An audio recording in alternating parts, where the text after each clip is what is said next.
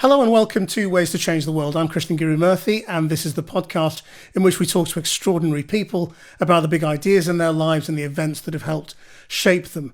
My guest this week is often described as the voice of his generation. Dominic Harrison is better known as Youngblood, and he's just having his second massive hit album in Weird, and he's got a massive following on social media, on YouTube, where he hosts his own show and his own podcast. And he's very, very closely in touch with his fan base. He talks to them a lot. They give him a lot of feedback. He rings them up directly, direct messages them. So he's very much in tune with his audience and his generation. Dominic, welcome to Ways to Change the World.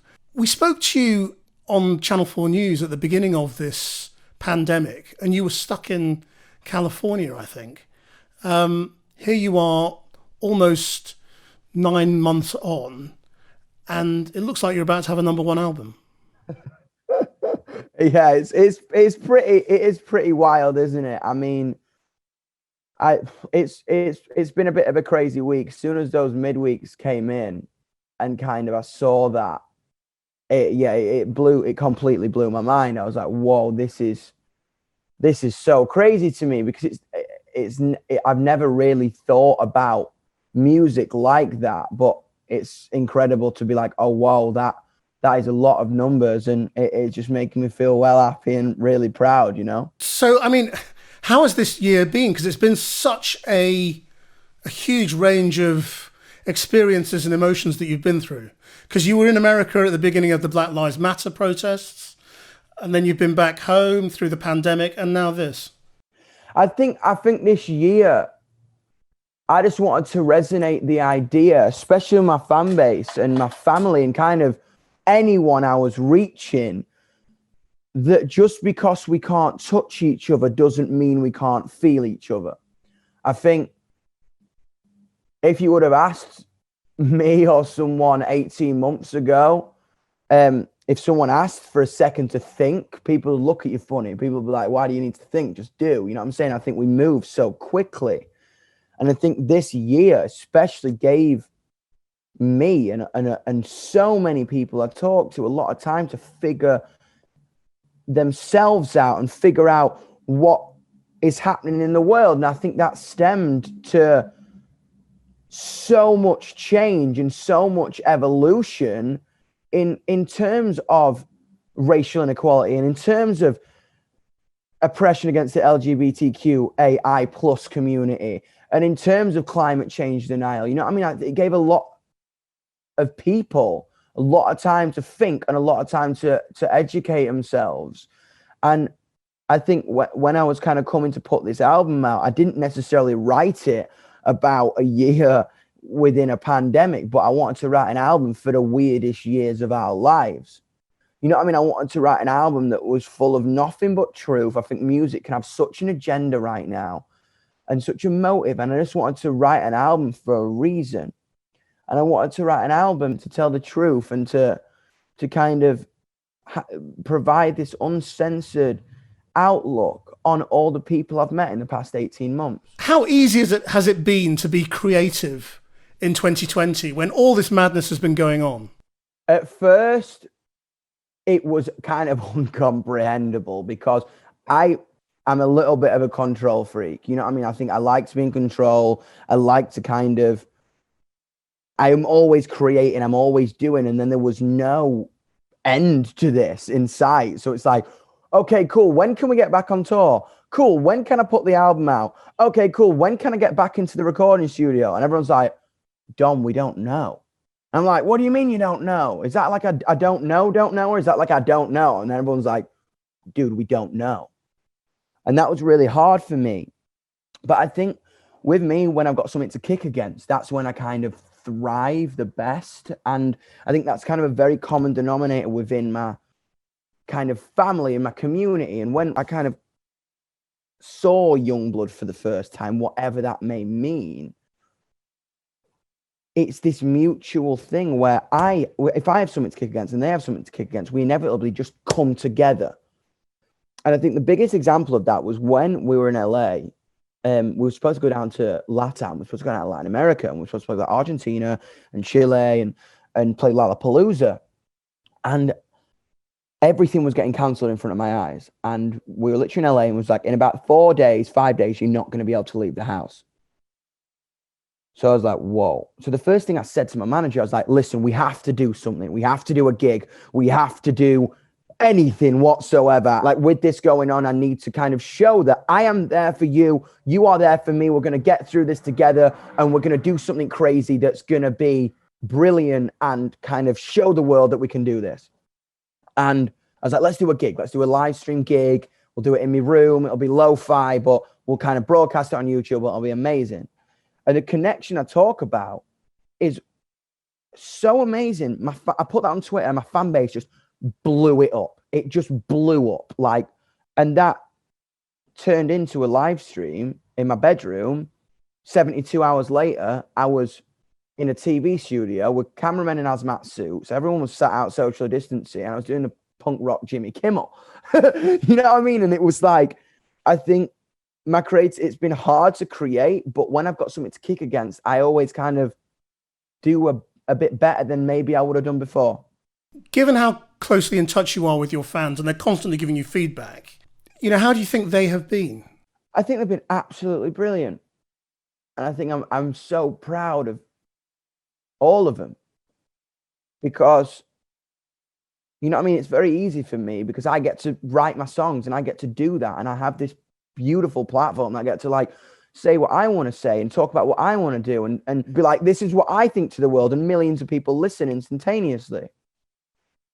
And I think that's why I came up with an idea to do a podcast where we would come together and we would talk to each other, and I would be like, what do you have to say? I'm kind of sick of my point of view right now. Like, what are you going through? What's happened in your year? Is something going crazy? Are you coming out to your family? Are you kind of been tormented for a disability? Are you been tormented for the color of your skin in school? Let's talk about it. Let's educate anyone out there who doesn't get you, or maybe educate me as well. I think, like, I always love to remain in touch with my fan base. When I'm on tour, I go outside after the shows, no matter how big it gets, because their stories keep me inspired and keep me going. And I almost wanted a podcast to be that version of me going outside, but recording it, so I could make them feel like, you know what, I can have what I have to say heard. And I am frustrated, especially this year, because people didn't understand me last year, but now I've got to sit in the house with them for a year, and it's been hell.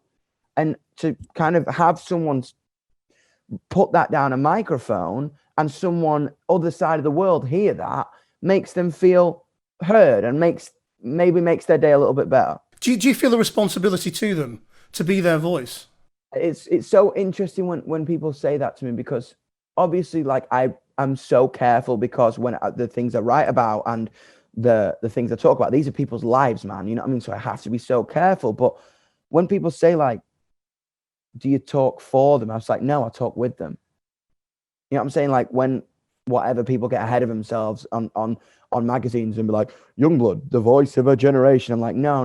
That's a load of rubbish. That I am a voice in a generation that's so loud, a generation with beautiful ideologies that want people to be equal. That's a big standpoint. I think that's kind of what's been proved a lot this year, not just from my generation, but I'm speaking from my generation, because that's what I know, really. That's what I really know. I think we want this world, and we see this world that we want to get to, and it's awesome. But do you feel very at odds with this world? I mean, do you have that same feeling of not quite, of not being happy with what this world is, even when you've got massive success? Of course. I think, as I say, like, being in Los Angeles with the BLM movement and what happened to George Floyd and Breonna Taylor was, like, completely so heartbreaking. To be in America, to be in a society where that is so real and in front of your face. Racism is a worldwide issue. But in America, I felt that was like, whoa, that is crazy. Like, someone was choked to death for the color of the skin. And when I was out there, to see the sheer support and coming together of people from all walks of life simply for what is right, makes me have hope. Of course I'm not happy. Of course we can get better every time. If you look at what's going on in Poland with abortion and oppression against the LGBTQAI plus community, of course there's so much of a way to go, but we are together. And I think the ideology that I talk about and the people I talk to inspire me so much that I can have nothing but hope. Well, let me ask you a bit more about going to the Black Lives Matter protests, because I know you were there on the ground. I mean, how frightening did you find it? It was awful. It was mental. I think, as I say, soon as I saw it on the internet, I was like, I'm going out. No one knew I was going. My managers didn't know I was going. No one knew I was going. Someone took a video of me on CNN, and my mum's ringing me going, what are you doing? You're on top of a shattered car on CNN, and no one knew I went. And it was absolutely something like kind of unworldly. You know what I'm saying? It was literally a war zone. It was absolutely barbaric in the way that people were screaming white people to the front of the protest because then the police are less likely to shoot you with a rubber bullet or hit you with a baton. It was that crazy. I literally went out with a really dear friend of mine to kind of take out medical supplies because it was a real thing. People were getting seriously hurt. And what I witnessed in Santa Monica, on Santa Monica Bridge, a homeless man, a black homeless man, walking in the middle of the street, was single-likely popped off with a rubber bullet in his face. And he was just minding his own business, literally walking up, going, what is going on here? And then someone physically picked him out and shot him. We ran into the middle of the road to pick him up, and we had to pick up a street sign, and people were shooting at the street sign to pick up the man that was on the ground bleeding. It was completely barbaric. So what do you think you and your generation need to do to take the Black Lives Matter fight on? And what do you think when you see and hear people in this country and in America attacking Black Lives Matter as a left-wing and extreme left-wing Marxist group who want to change everything, and it's not all about racism, it's about everything else? I mean, do you have to take on that? I think it's up to everybody.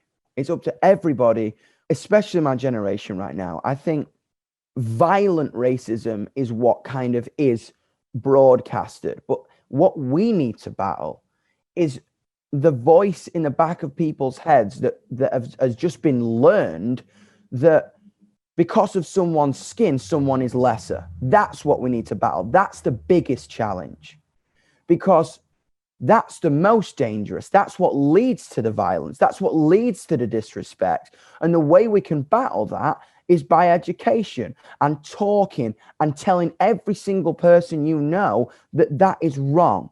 And it's so interesting when people publish All Lives Matter out of a lot of the time ignorance. A section of the world, a race, is being seen to be lesser right now. How can all lives matter when that is the case? That's what people need to be spreading. And I think it's up to my generation and everybody else to talk about that and to radiate that idea with the loudest and the biggest fight until this issue becomes something that we learn about in a history book. Do you remember racism around you in Doncaster when you were growing up? Absolutely. You know what I mean? I think, and that is the stigma. I think there was so much homophobia and racism, and I found artists like Bowie and I found artists like Gaga. And I thank God for that, because maybe if I didn't find them and I didn't find this liberal world, I would have gone down the pub and gone the other way.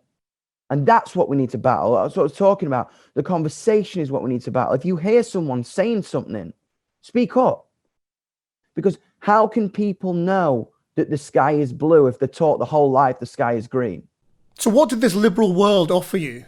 I mean, was it a way out of the bullying and the racism and the sexism that you were hearing? Yeah, exactly. It offered me another perspective. like a perspective where I didn't want to hate. I didn't want to bring someone down for anything. With it, I think growing up a very macho kind of northern thing. Like I remember getting in my first fight and I remember throwing a punch and I saw the pain on someone's face and that really hurt me. That really hurt me. Do you know what I mean? A schoolboy fight, but to kind of inflict that on someone really hurt me. And I kind of think from that punch in my gut feeling, I was looking for it. I didn't want to be a part of it. I wasn't interested in it. It hurt me. It terrified me.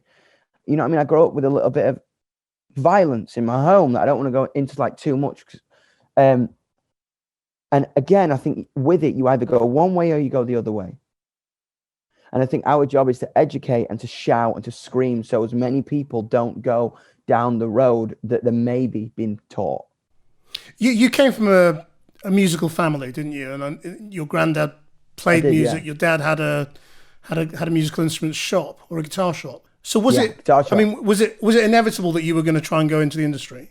I think there's literally a picture of me outside the hospital, 6 hours old, with a Beatles ukulele across my knee on my dad's counter. So I probably couldn't have been an accountant.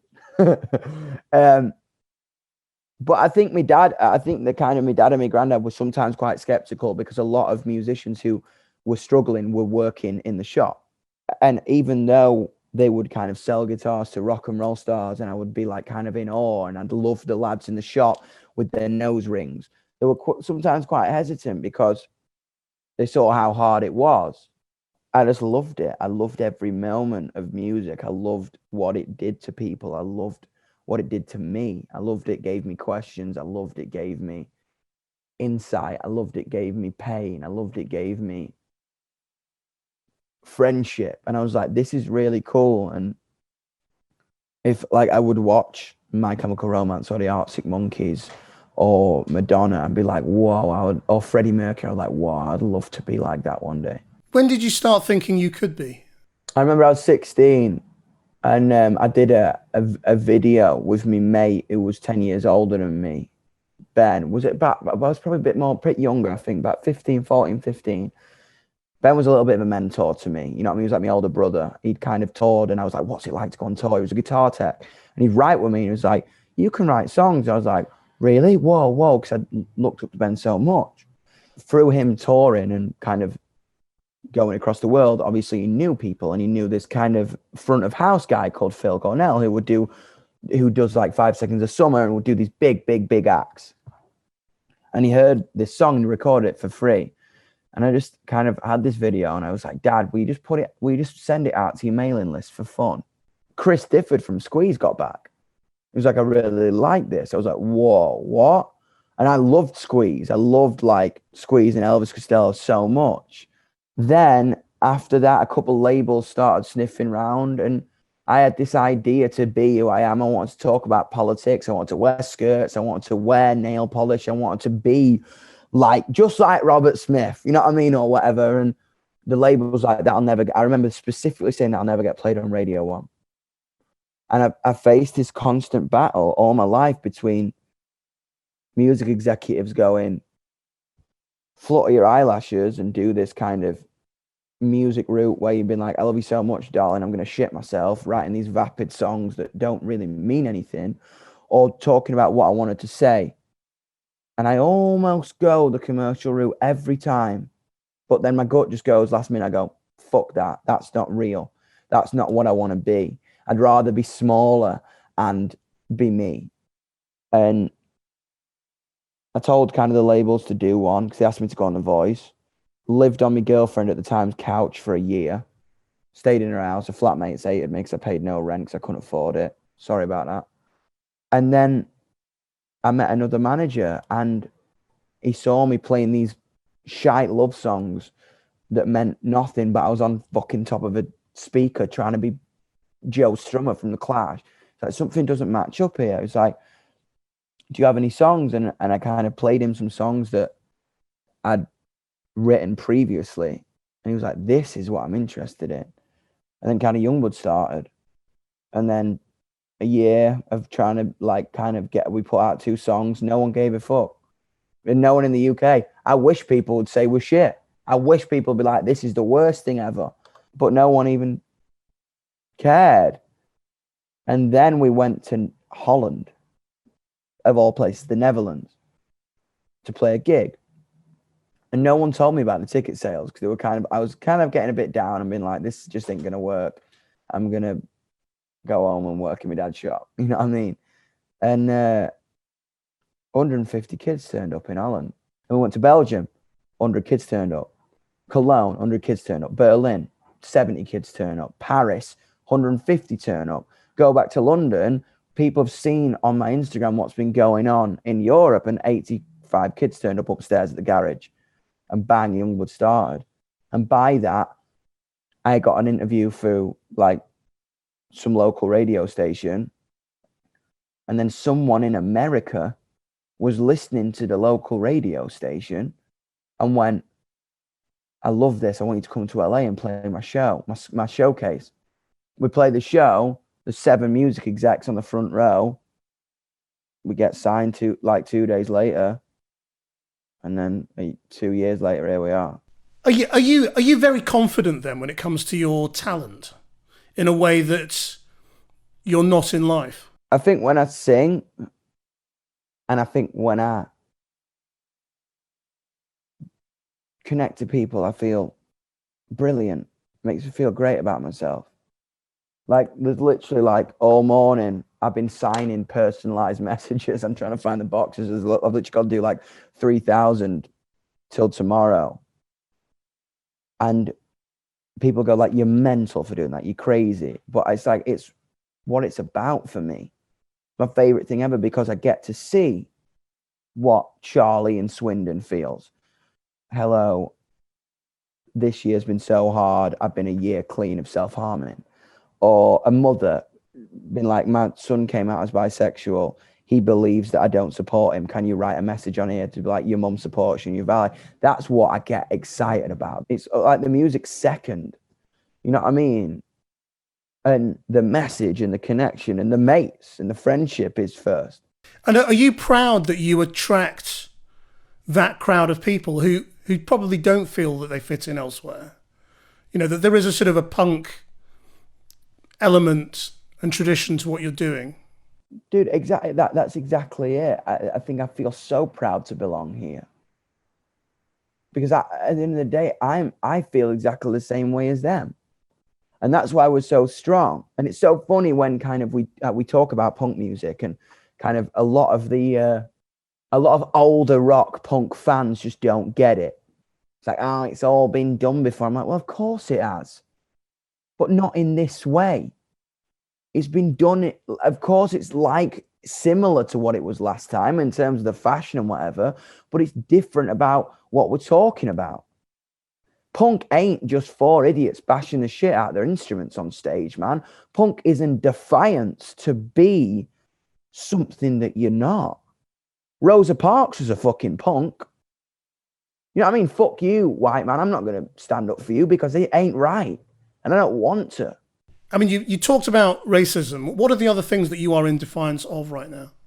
Absolute sexuality. I think there's such an evolution of sexuality going on within my generation. I think there's literally a sexual revolution going on in terms of terminology and in terms of how we can identify. And you know what? Like, meeting my fan base, I came out as pansexual the other day. And they gave me that insight to be able to do that because I didn't know what the fuck I was. Just explain I that. was What do you mean frightened by to it? admit it. So kind of being pansexual means like, it doesn't matter what you got in between your legs. I will love someone for the person. You know what I'm saying? I think with it, like, boys, girls, anything I'm into. If I feel a connection with you, then that makes me so happy. And I think that was kind of hard for me to kind of fathom that idea at the start because of where I came from.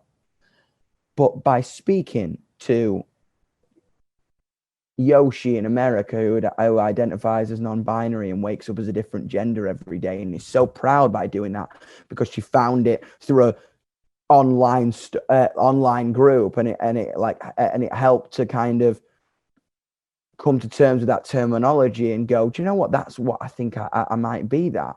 But that freedom to evolve and that freedom to talk about is something that grows every day. But then you go to a country like Poland and people have been oppressed for that. And I feel like Poland's such a kind of second home to me, and Russia is kind of such a second home to me, because those kids fight so strongly and so loudly.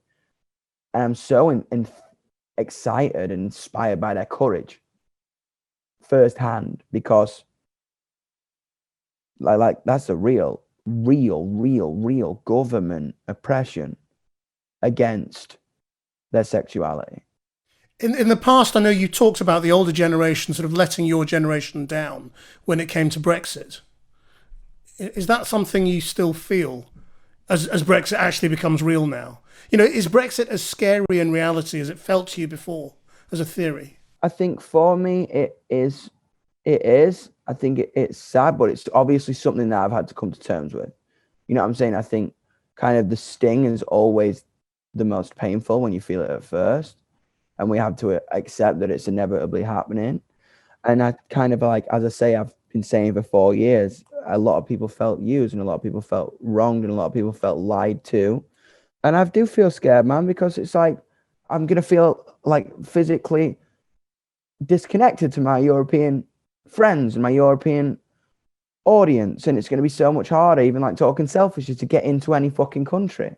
You know what I mean? As I say, when it kind of dawns on us, it is sad. I think kind of the ethos of young people right now is we don't want to be divided.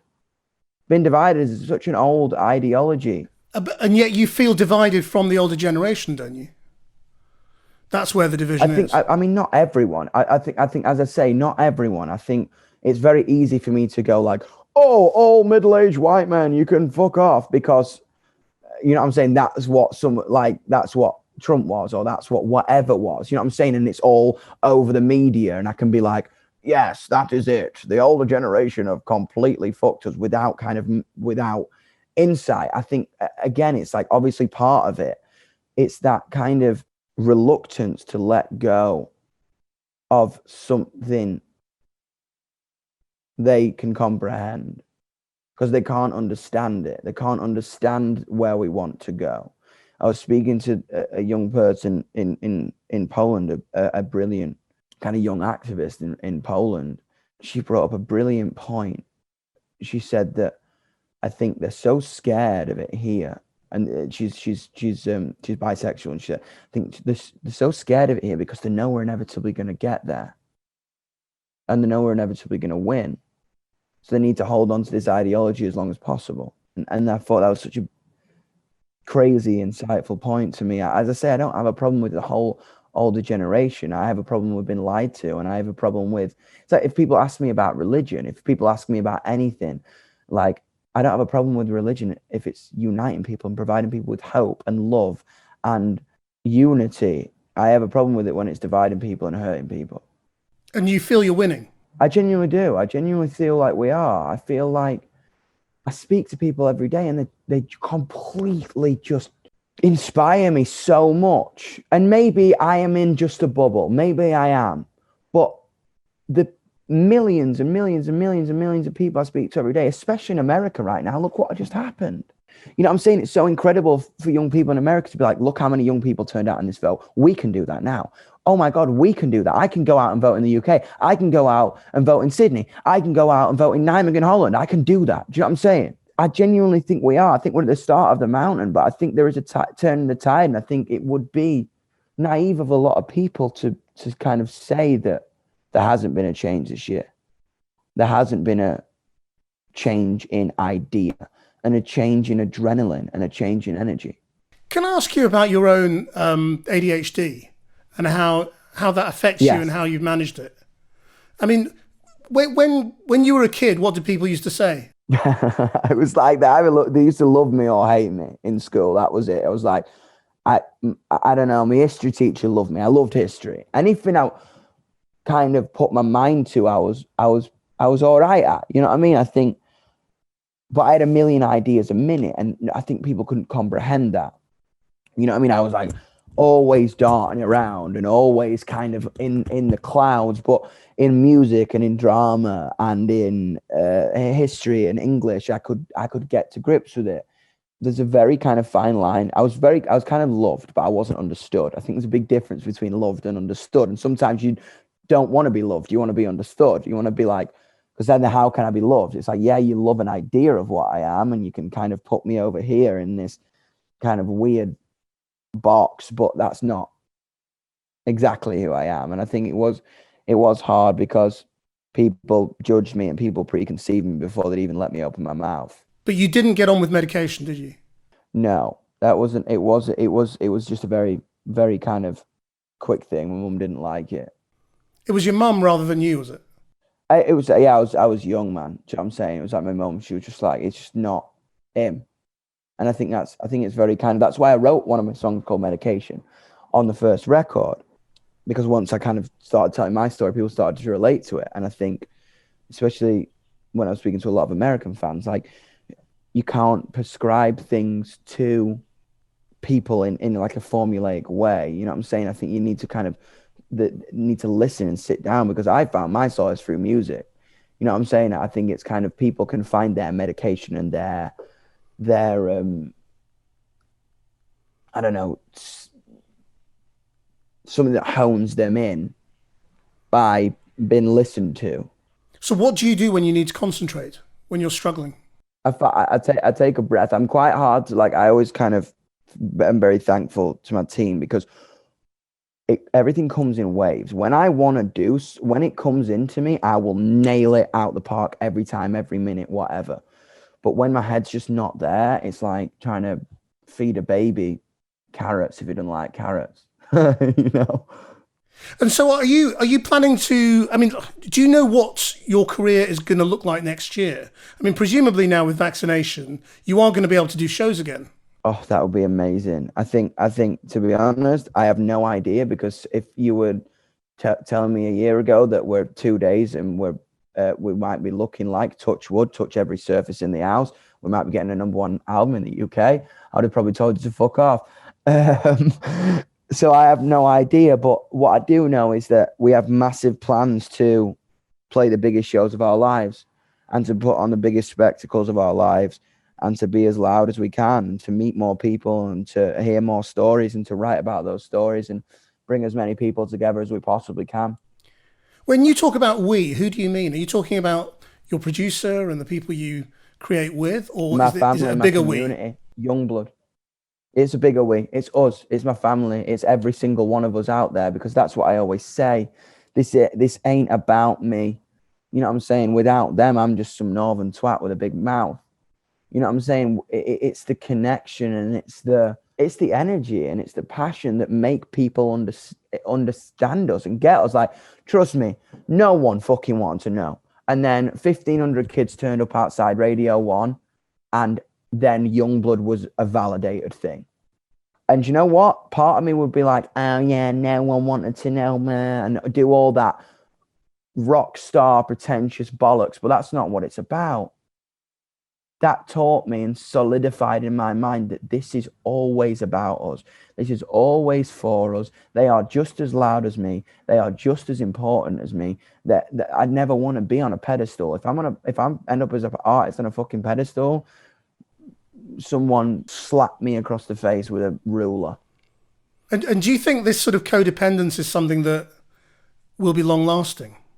I hope so. I think I want to work every day to provide that. And obviously, yeah, it is getting harder. It always is getting harder every day, because we're just getting so much bigger and there's so much more noise. But one thing I said to my manager, who's a youngster, he's my age, I just said, I want to make the arena feel like a club.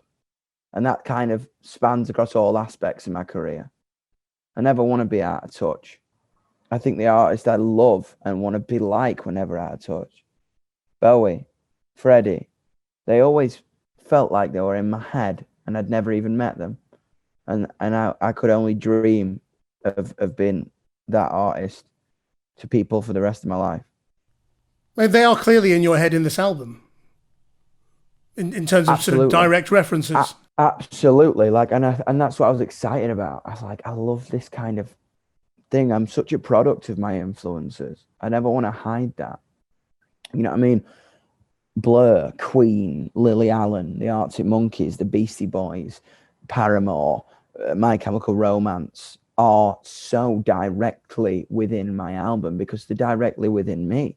They had much of an influence on my life as my mum and dad did, in the way that I've got my dad's smile and I've got my mum's art and I've got the way I scratch my chin from my dad. You know what I'm saying? That's the way my music is. You know what I mean? From the people I love, because that's what makes us up as humans, things we've seen and learned, right? Well, we've talked about various different struggles that still exist for you and your family as you describe it. If you could just change the world, because this is a podcast about ways to change the world, what would you do? If I could wave a magic wand, I would want everyone across the world to feel like I do when I'm in this community, and then the people do who are in this community feel. I want everyone to feel valid and real and beautiful, no matter what size, shape, color, sexuality, point of view they are. And I know that might sound a little bit like I'm winning Miss Universe right now or whatever, but I genuinely believe it. And I'm literally saying that message. It's a simple one, but it's a beautiful one.